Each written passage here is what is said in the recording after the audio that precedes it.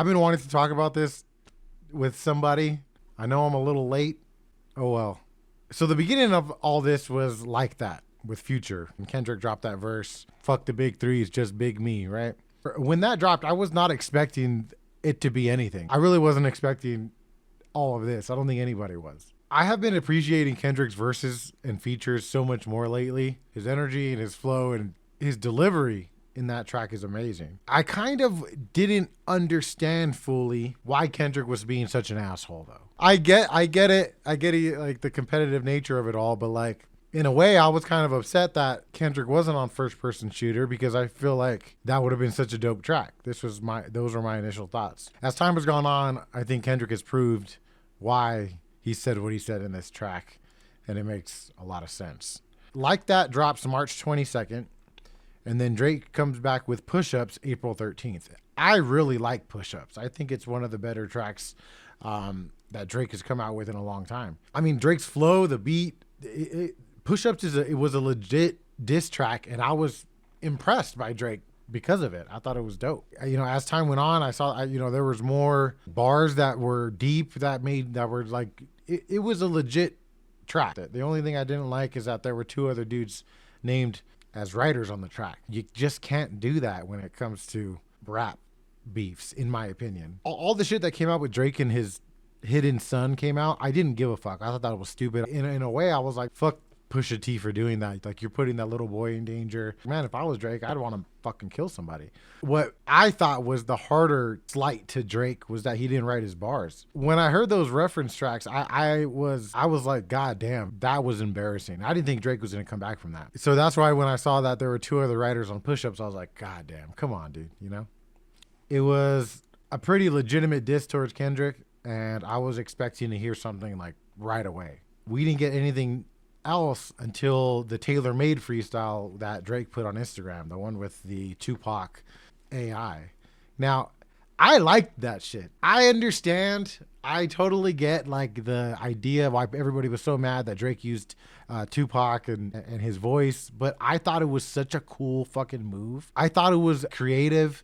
I thought I thought it was like a dope way to have fun and kind of get in Kendrick's head. I thought that was dope. I thought that was one of Drake's better moves of the whole beef. Like I said, I understand and I get it why people would be upset by it, but when it comes to AI and music, and I have a lot of opinions on that, and truly it scares the shit out of me, but Drake kind of using that against Kendrick in that way was really dope. So yeah, so Tailor-Made Freestyle came out 6 days after Push Ups did, and then we were kind of waiting for Kendrick to do anything. I'm not gonna lie, I was actually starting to get kind of worried. God damn, the world don't feel right. The world feels off balance. And then on April 30th, I remember sitting out at work and I saw it on YouTube like 7 minutes after it got posted. I took a 10-minute break right then just because I had to go in the car and listen to it. I listened to it probably like 10 times that day. Euphoria might be probably up there with one of the better tracks of the entire beef. The way that he starts the song and kind of pulls you in, like he's sitting you down to tell you a story. The way the beat changes, and again Kendrick with just amazing delivery. I was floored. I just was like, man, the world feels like it's in perfect balance again. I even posted it on my YouTube channel because I was so excited and happy about it. I honestly was expecting Drake to come back right away. I just kept imagining like, oh, these guys are going to drop track after track. And you got to think Kendrick and Drake are rich and probably don't have much, holding them back from just sitting in the studio and cranking shit out. So I was expecting them to come back one after another. So Euphoria drops April 30th. And then 616 in LA drops May 3rd. So that was 3 days later or so.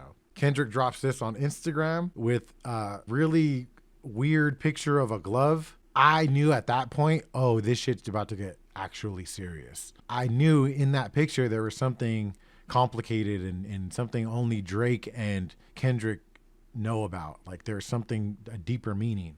That 616 in LA track was like Kendrick speaking directly to Drake. Now, the picture that came out in that 616 in LA, there's an entire whole conspiracy and story behind it, but from what I've understood, and I've been really, really balls deep into this shit, is that that glove and all the items that are in that picture, which eventually you see when Kendrick eventually drops Meet the Grams, are items that were at first reported stolen from Drake's dad. I guess supposedly these items got stolen from a briefcase. Eventually it came out that that was a lie, and there's a much deeper story behind it and a crazy conspiracy that's still unraveling.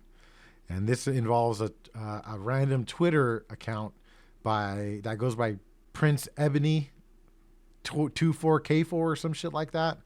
I'm not going to do an entire video explaining what's going on for those who do know and have been into it like I have.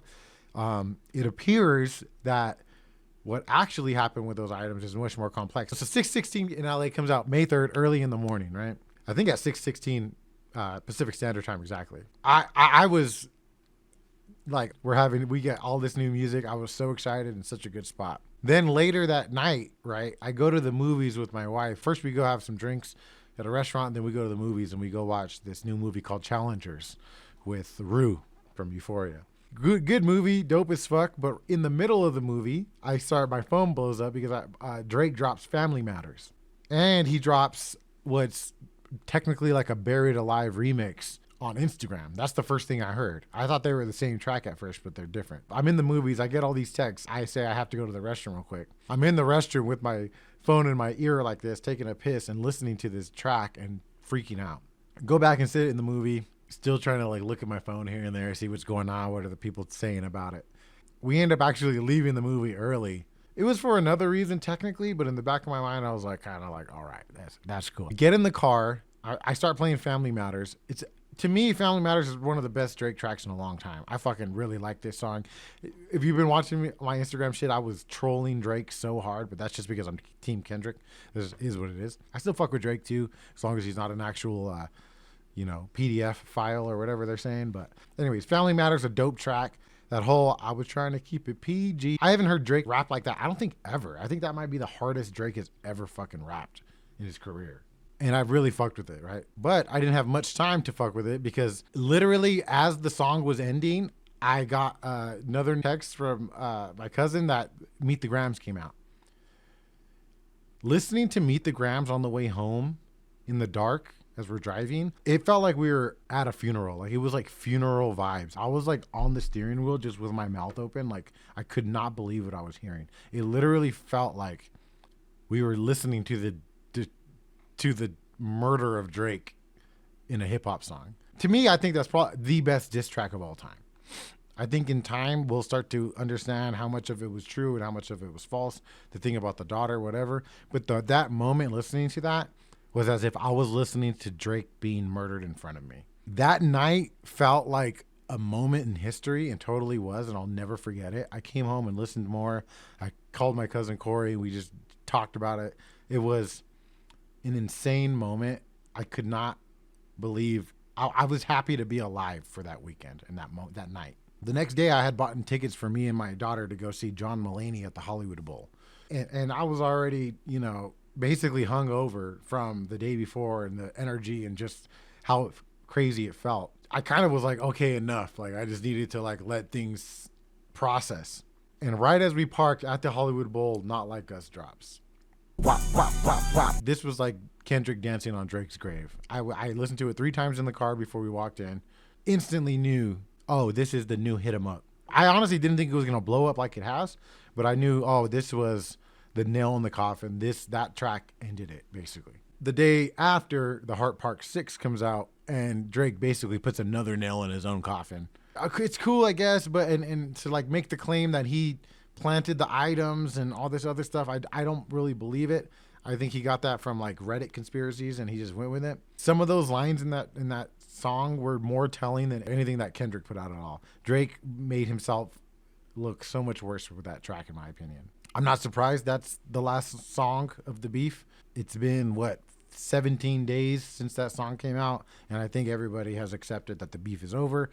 And yeah, man, I really wanted to get on here and just talk about it, how much fun it was, how much I appreciated the moment. I mean, I've been a fan of hip hop forever, and I used to be such a huge fan of like the old beefs that Eminem was in with Whitey Ford and Benzino and Ja Rule. And I used to have G Not t-shirts and all that. Like, I felt like a kid again for a few weeks there. And it was just such a moment. And there's no way I couldn't make a video about it. So a couple things I will say is I think the beef ended up kind of becoming like this weird thing where they were trying to use cancel culture as a weapon against each other. And I thought that was kind of lame. I think it kind of took away from how good it was when they started like making, where it started feeling like there were like accusations being thrown rather than just being like, who's the better rapper. And to be honest, if Drake isn't a PDF file, it's kind of, I kind of felt bad for him.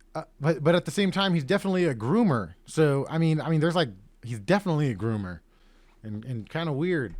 All I know is that there were so many amazing moments. It also got a little dark for me, especially getting into the conspiracy with all the stolen items or whatever, and the footage in the Mark Hotel and all that. I got into it so much I felt like it was getting bad for my mental health to be into it. So I kind of took a step away. But Kendrick's my guy. I'm from California. I mean, shit.